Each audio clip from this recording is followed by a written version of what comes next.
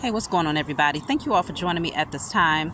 My name is Shavi Zane, and I'm coming on to bring a message for you all in regards to spiritual sensitivity and the dangers of not having that protective layer or understanding how to do that stress management, okay? Knowing different ways to manage your stress levels.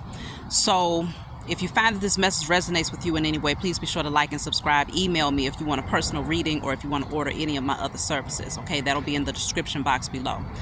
But I wanted to talk to you all about this because on a personal level, you all know that I do spiritual work. Okay, that's my life purpose and that's what I do. You know, it feeds my family, it provides us support and security, but the number one is my purpose. Okay, and so I've been tapping into the energy on a spiritual level for it's been a couple of years now. And so, yeah, I'm still kind of fresh at this thing, y'all. Believe it or not, it's been about 2.5 years of me consistently doing spiritual work. And so with that being said, I find that my sensitivity level to other people's energies is that much more heightened, especially as a mother. Okay, a mother of 6 children, so I got 6 different personalities that's around me on a regular basis. And so even if they're not outwardly expressing their emotions where they're having, a moment, an emotional moment, or what some might call a tantrum, or that, even if they're not expressing it in that way, I still find myself picking up on just energy in general. So if somebody is sad, if somebody is disappointed, if, any negative emotion, even the positive emotions, okay? That's the great thing about being spiritually sensitive is that you tap into both. You can tap into the good and you can also tap into the negative. But the dangers of being so spiritually sensitive is that you have to know how to manage your stress or how to manage the energies that you're picking up on, okay? Or that you have the potential to absorb from others, especially if let's just say you're not fully into your life purpose, right? You know that you have a spiritual purpose and you're kind of tapping in, you're awakening those gifts, but you still work in like a regular 9 to 5, but it might not be the most healthy environment. It's somewhat of a toxic environment.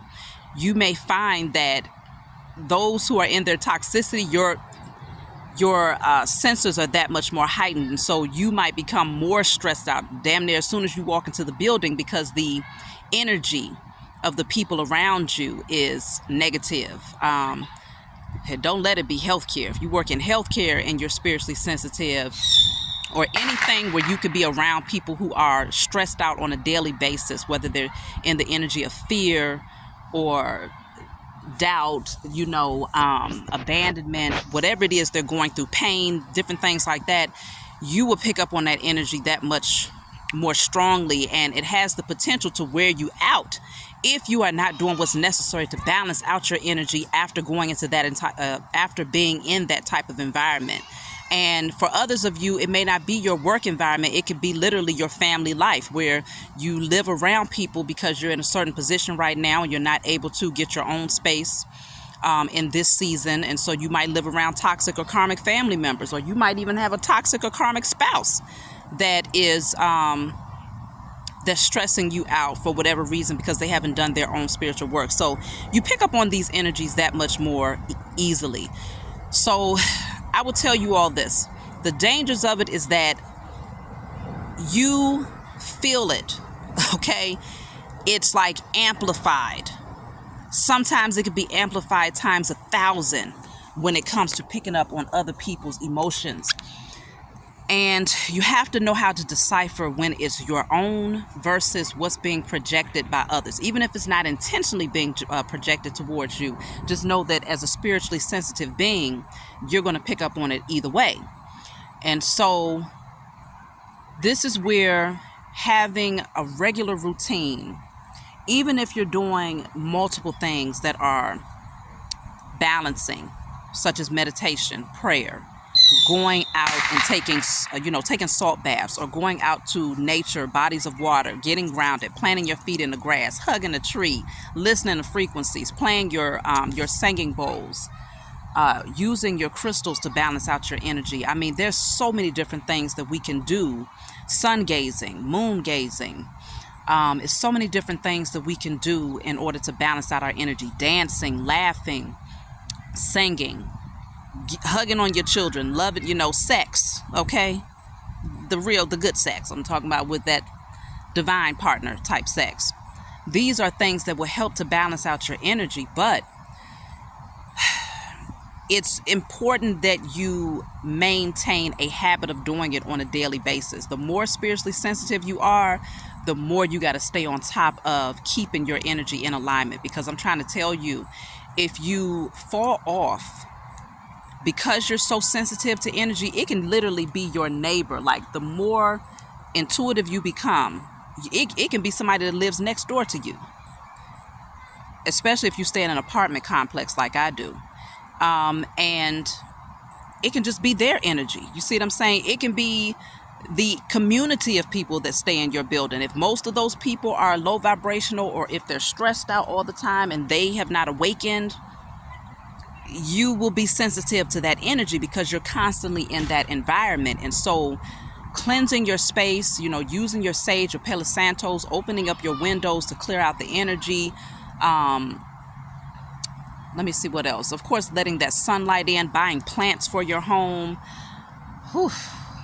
playing your frequencies in your home, lighting your candles. All of these things are so important, okay?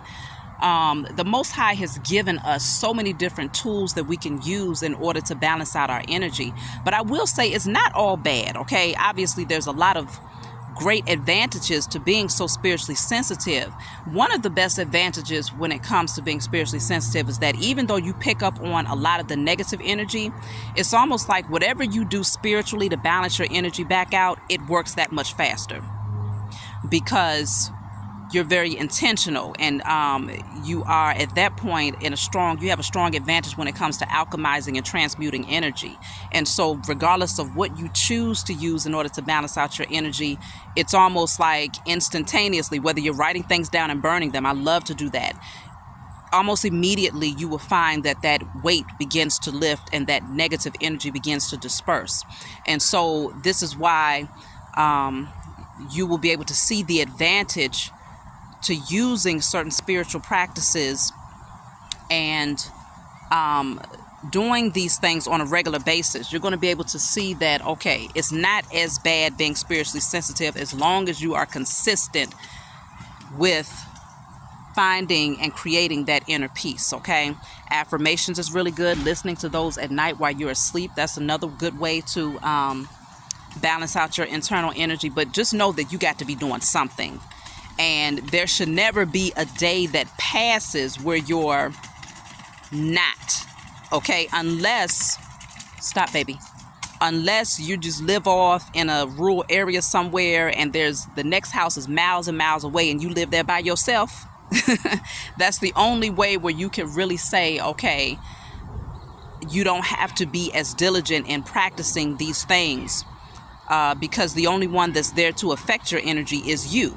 And so, of course, if you're your own worst enemy, then yeah, you got some work to do in your solitude. But most of us do not live like that. Most of us have someone around us, whether it's our children, our partner, or going to work, or if you're doing spiritual work for others, then you're also picking up on a lot of the negative energy that they've yet to release, or that they're working on releasing. And like I said, your neighbors, if you live in large communities or apartment complexes, like, it can be overwhelming, and it has the potential to be draining if you let it. But obviously the Most High did not give you these gifts for you to be completely depleted by negative energy. No, you are there to be the light. And so as the light, your gift is actually is meant to be able to overshadow or to cast out darkness. So even if you were to walk into a room that was full of 1,000 people in negative energy, your light has the potential to shine bright enough to cast out all of that. You see what I'm saying?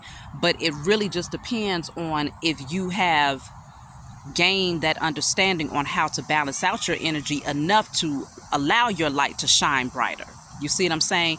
Because the more that you just absorb negative energy, you're just absorbing all of that negative energy, it begins to be a heavier more dense energy in the spiritual realm that's in your auric field. And so it gets darker and darker and darker, so that by the time you walk into that room, you don't have much to give to others. If anything, they're going to deplete you of that positive energy that you're projecting out, or the little that you do have left.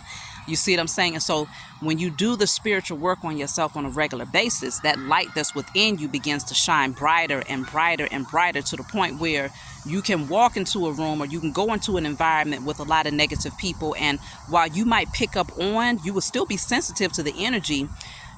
You'll have the overflow of light that's coming from you, to the point where they can't drain you, they can't deplete you. You see what I'm saying? So you'll have more than enough to give to yourself, and more than enough to give to others, as long as you are diligent and consistent with your own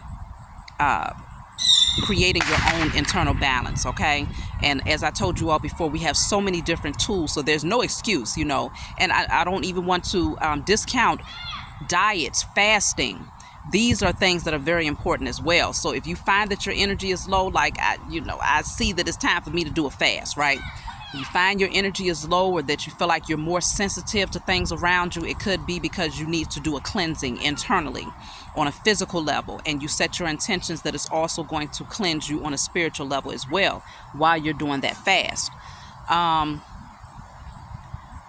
But these are the different things that you can use, y'all. And I just wanted to bring this message forward, because some of you might be, light workers. You might be a healer, or, you might be an empath, and you do this on a regular basis. And you might wonder sometimes, like, well, why is it so heightened when I have certain stressful events happen? It feels like, I shouldn't be so amped up emotionally, or so feeling that sense of anxiety. Is only because you're becoming so much more sensitive that it's hard to decipher between what's your emotion versus what's someone else's emotion.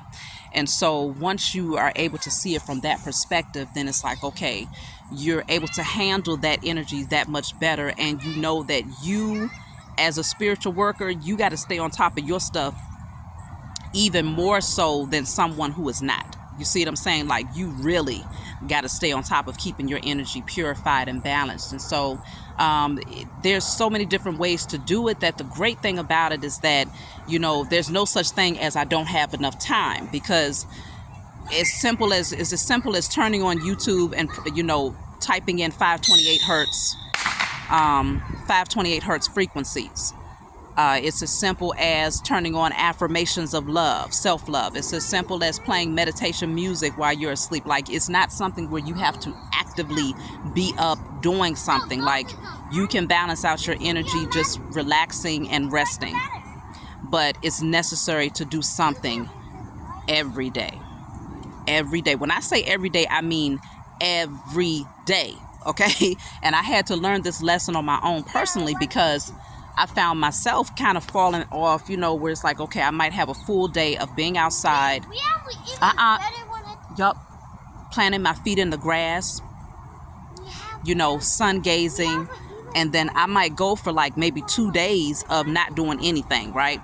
This is past energy. I've learned my lesson.